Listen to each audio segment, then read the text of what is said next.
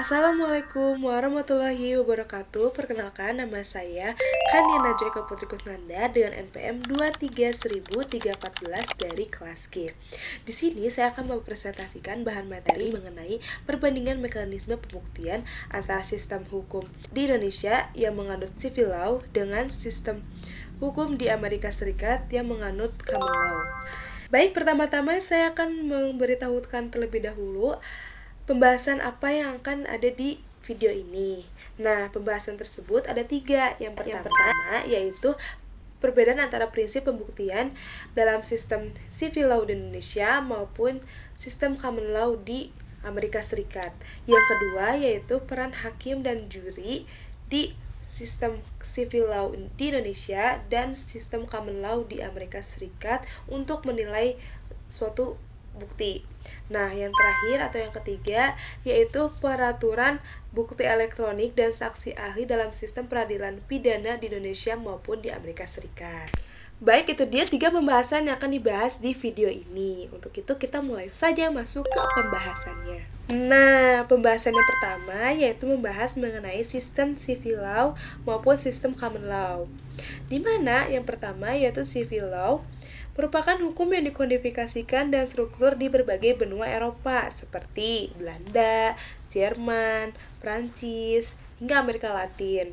Nah, Indonesia juga termasuk menganut sistem civil law ini yang notabene itu merupakan benua Asia. Kenapa Indonesia menganut sistem civil law? Karena Indonesia merupakan salah satu negara yang pernah dijajah oleh Belanda. Jadi sistem hukum Belanda itu masuk di Indonesia dan masih dipergunakan di Indonesia saat ini. Seperti bisa dilihat saat hakim memutus suatu perkara dengan cara mengadili, menilai, dan memeriksa suatu perkara itu secara fokus untuk kepentingan publik dan keadilan sosial. Jadi hakim ini tuh merupakan penegak hukum dan bukan arbiter netral. Selanjutnya yaitu common law. Nah, sistem common law ini turunannya dari negara Inggris, di mana mereka berprinsip yaitu judgment law atau keputusan hakim dan jurisprudensi menjadi sumber hukum utama.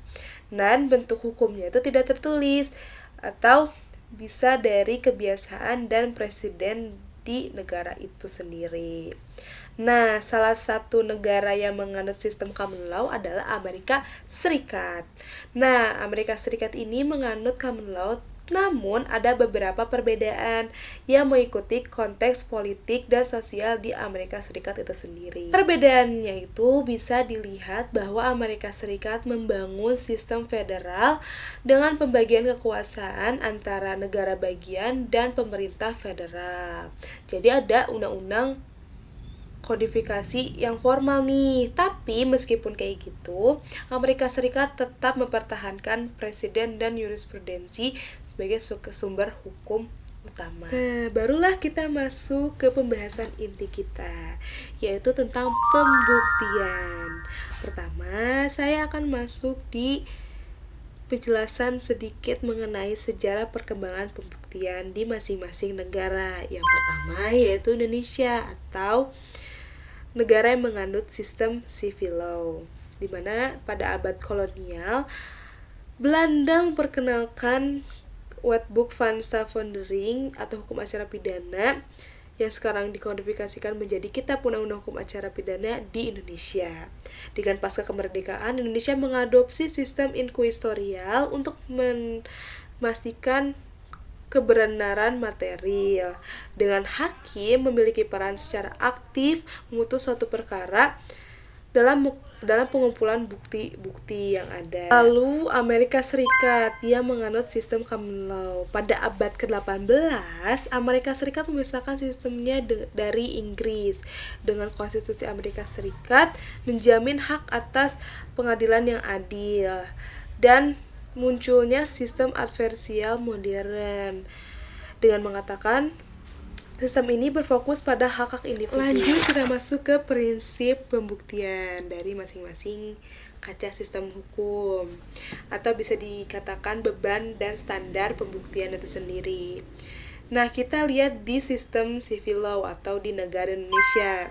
Di Indonesia, di sistem peradilan pidananya, pembuktian ini menjadi salah satu fondasi untuk memutus suatu perkara dengan cara mengumpulkan, menilai, mengidentifikasi suatu bukti tersebut sehingga tercapainya keputusan yang adil sesuai dengan undang-undang. Karena sebagaimana pasal 183 Kitab Undang-Undang Hukum Acara Pidana, hakim boleh menjatuhkan suatu perkara pidana jika adanya 2 alat bukti yang sah. Nah, alat bukti itu ada 5.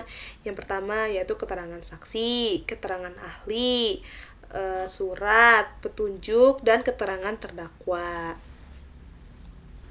Jadi, di Indonesia, jaksa penuntut umum lah yang memastikan bahwa terdakwa itu melakukan kesalahan, dengan hakim memiliki peran yang aktif dengan cara mengikuti segala proses persidangan dengan menyelidiki bukti juga untuk mencapainya kebenaran objektif dan lengkap. Lalu untuk Amerika Serikat yang menganut sistem common law, ini berpedoman pada Federal Rules of Evidence atau hukum yang mengatur penerimaan bukti di persidangan. Sama halnya di Indonesia, Amerika Serikat juga membebankan beban pembuktian ke jaksa penuntut umum.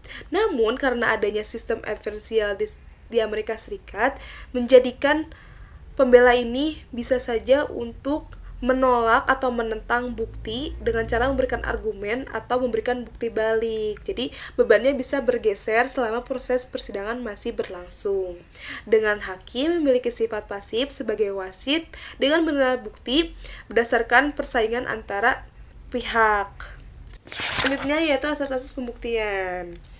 Sebagaimana di Kitab Undang-Undang Hukum Acara Pidana di Indonesia, asas itu ada 5, yaitu asas kebenaran material, asas hakim aktif, asas bebas dari paksaan, asas pembuktian negatif, dan asas praduga tak bersalah. Sedangkan di Amerika Serikat yang menganut Federal Rules of Evidence, asas itu ada 4, yaitu proses yang adil, hak pengadilan cepat, juri tidak memihak, dan pelindungan atas penahanan yang sewenang-wenang. Di kedua negara itu ada asas yang mirip-mirip. Nah, di Indonesia ada asas praduga tak bersalah dengan terdakwa dianggap tidak bersalah hingga terbukti sebaliknya melalui kebenaran material. Sedangkan di Amerika Serikat adanya asas due process atau proses yang adil, di mana itu menjamin hak terdakwanya itu sendiri, seperti itu.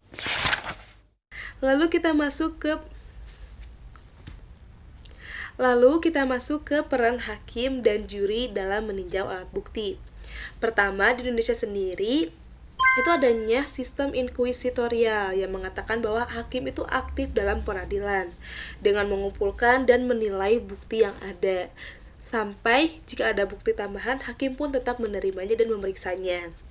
Lalu, hakim juga dalam memeriksa saksi itu dengan cara mengajukan pertanyaan secara langsung untuk menggali kebenaran material tanpa adanya persaingan secara kompleks dan tidak tergantung pada partisipasi publik. Sedangkan di Amerika Serikat itu menggunakan sistem adversial yang mengatakan bahwa hakim itu memiliki sifat pasif dan hanya sebagai wasit dengan menilai bukti yang diberikan oleh kedua belah pihak saja tanpa adanya penyelidikan aktif.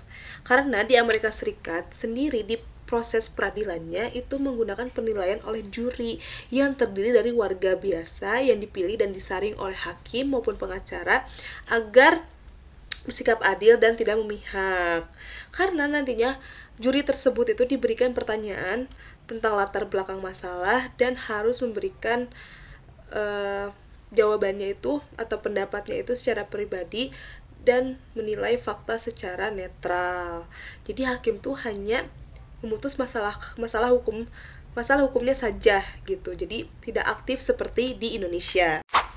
Dilihat dari pembuktian perkara pidana masing-masing negara, jika kita memunculkan keadilan substansif, memang sistem sistem common law di Amerika Serikat ini memang lebih menjamin keadilan karena menegaskan hak individu dengan adanya pelindungan dari kesewenangan hakim dengan adanya peran juri. Tetapi sistem civil law di Indonesia pun menjamin keadilan dengan kebenaran material yang lebih komprehensif seperti itu. Nah, sekarang kita sudah ada di penghujung materi atau pembahasan terakhir mengenai pengaturan bukti elektronik dan saksi ahli.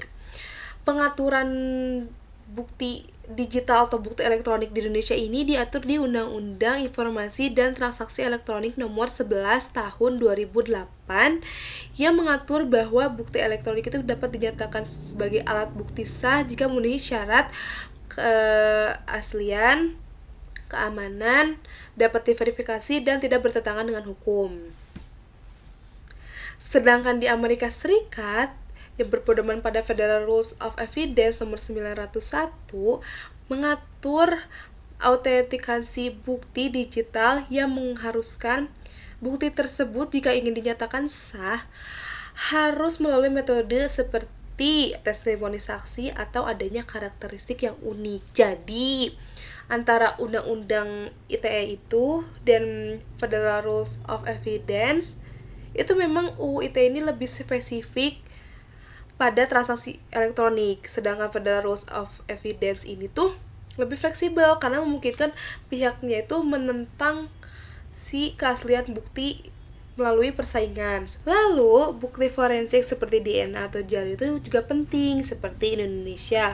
Bukti itu harus dari lab yang diakui pemerintah dan hakim menilainya berdasarkan aturan hukum acara pidana untuk memastikan kebenarannya. Sedangkan di Amerika Serikat, bukti DNA ini harus memenuhi standar ilmiah yang ketat, seperti diuji oleh ahli independen dan bisa aja ditolak jika tidak andal. Untuk saksi ahli, mau itu dokter atau ilmuwan di Indonesia, saksi ahli dapat didatangkan oleh hakim secara sendiri untuk mempertanyakan jika memang ada bukti yang sulit dimengerti. Sedangkan untuk di Amerika Serikat, saksi ahli ini diperiksa oleh pengacara untuk mencari kelemahan.